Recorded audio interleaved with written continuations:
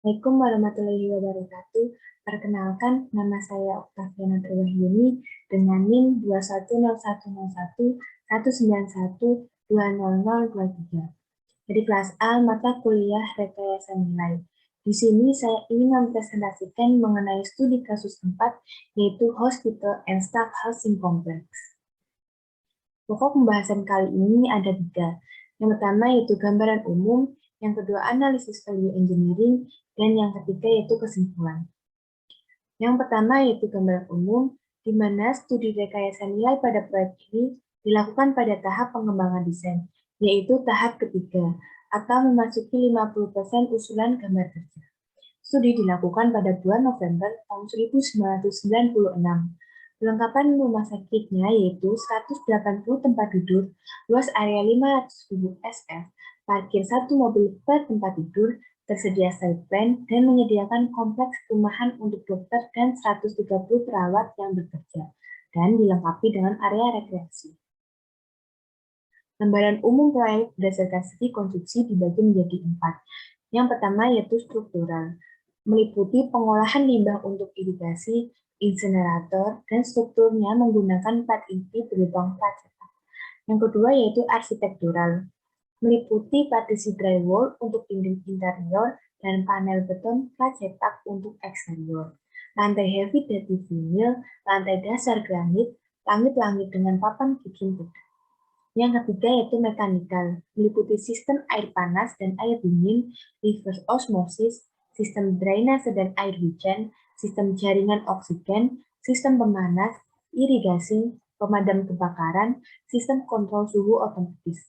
Dan yang keempat yaitu elektrikal, meliputi beban gedung 6.000 kVA, sistem standing generator, UPS, sistem daya, pencahayaan, telekomunikasi, radio, sistem panggilan khusus, dan penangkal petir. Untuk perkiraan biaya satuan 210 US dollar per SF untuk rumah sakit, 93 US dollar per SF untuk perumahan dan asrama. Untuk perumahan asrama dan area pendukung yaitu 18 juta US dollar. Untuk rumah sakit utama dan area pendukung yaitu 74 juta US dollar. Dengan total perkiraan biayanya yaitu 93 juta US dollar. Untuk yang kedua yaitu analisis value engineering. Untuk yang umum, di mana rekayasa nilai adalah pendekatan yang kreatif dan terorganisir yang tujuannya adalah untuk mengoptimalkan life cycle cost dan atau kinerja fasilitas. Tim multidisiplin dibentuk untuk menganalisis desain proyek dengan memanfaatkan nilai yang berlaku teknik. Tujuan tim untuk menganalisis proyek, menemukan area berbiaya tinggi, rekomendasikan alternatif, dan perkiraan biaya awal dan life cycle yang signifikan untuk sistem asli dan untuk setiap alternatif yang diusulkan. Untuk prastagi, setelah menerima dokumen proyek, tim value engineering meninjaunya. Tim juga menyusun daftar pertanyaan dan ide untuk ditinjau. Dokumen proyek juga ditinjau dan dikomentari oleh spesialis tim medis dan konsultan. Tujuan studi ini untuk meninjau dokumen desain untuk mengoptimalkan dampak biaya dari desain yang diambil. Tahap studi value engineering yaitu ada 5 tahap. Tahap yang pertama yaitu fase informasi. Tahap yang kedua yaitu fase kreatif. Tahap yang ketiga fase penilaian. Tahap yang keempat fase pengembangan. Dan tahap yang kelima yaitu fase presentasi. Ada beberapa asumsi-asumsi yang digunakan, yaitu faktor diskonto 10%, periode analisis 30 tahun, present world dikonversi ke annual world, pendekatan inflasi dengan dolar konstan, faktor anuitas sekarang yaitu 9,42, biaya pemeliharaan 1-5% dari biaya modal atau tergantung elemennya. Memasuki tahap yang pertama yaitu tahap fase informasi. Setelah mempelajari dokumen, tim value engineering menjalankan fungsi analisis berbagai komponen proyek, mempersiapkan analisis fungsi lembar kerja analisis fungsi, cost work model. Model tersebut menunjukkan potensi terbesar, peningkatan nilai pada masing-masing fungsi. Ini adalah cost atau work model untuk hospital. Dan ini adalah cost atau work model untuk housing staff. Untuk tahap yang kedua yaitu fase kreatif. Menuliskan ide-ide kreatif, tim value engineering memikirkan sebanyak mungkin alternatif untuk menekan life cycle cost. Ide-ide yang dituangkan akan disaring pada tahap berikutnya. Untuk ide kreatif yang pertama yaitu general assembly. Menghapus perumahan pria dan ruang sewa tidak adiktif untuk G10, di mana G10 adalah tawar perumahan menggunakan desain, bangun, dan sewa kembali, dengan total 16 juta US dollar. Untuk ide kreatif arsitektural, yaitu relokasi gas medis PM. G. Revisi tata letak ruang tunggu area rawat jalan, laboratorium klinik 1 departemen hemodialisis, panel pracetak eksterior untuk rumah sakit, partisi interior untuk perumahan, partisi interior untuk rumah sakit, mengganti kanopi pada unit perumahan, menghilangkan balkon di unit rumah dokter, pindahkan basement untuk perumahan ke lantai atas, evaluasi ulang halaman, naikkan lantai rumah sakit dan gedung sebesar 1 meter, naikkan ukuran partisi dari 10 cm menjadi minimum 20 cm di ruang bawah tanah. Gabungkan asrama perawat dan optimalkan desain, gabungan rumah dokter dan optimalkan desain, pertimbangan dinding eksterior, pasangan bata, finishing lantai bagian dalam, ganti granit menjadi perlatosian, ubah atau finishing lantai menjadi bahan yang lebih murah, dengan total 3.359.143 US dollar. Untuk ide kreatif struktural, kurangi ketebalan plat dan gunakan satu membran penghalang uap. Evaluasi ulang penggunaan plat inti berlubang dan ubah ketinggian lantai ke lantai. Sederhanakan ketinggian permukaan tanah dengan total 128.784 US dollar.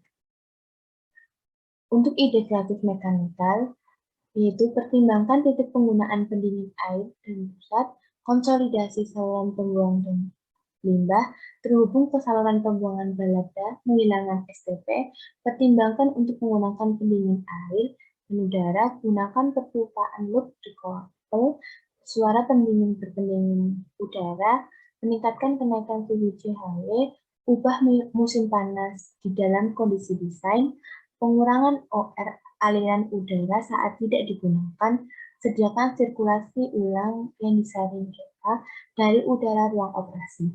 Gunakan AHU pusat untuk unit coil kipas di kamar pasien.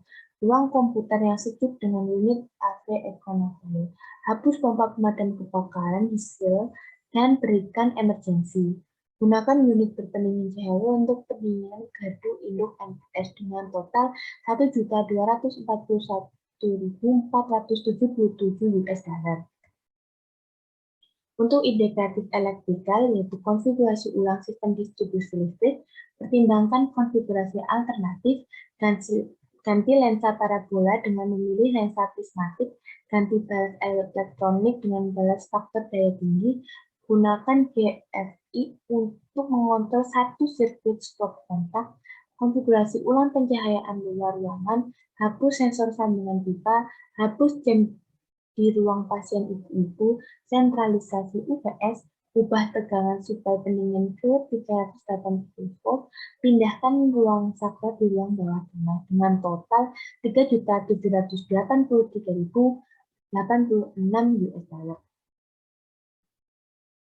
Untuk peralatan medisnya, pertimbangkan untuk menyewa peralatan untuk laboratorium klinik, tunda peralatan jantung, tunda peralatan tunda pengadaan obat nuklir atau plasma, tambahkan 1 unit ultrasound, tambahkan 3 tempat tidur tambahan untuk hemodialisis, optimalkan pengadaan alat kesehatan, tambahkan unit radiograf semula.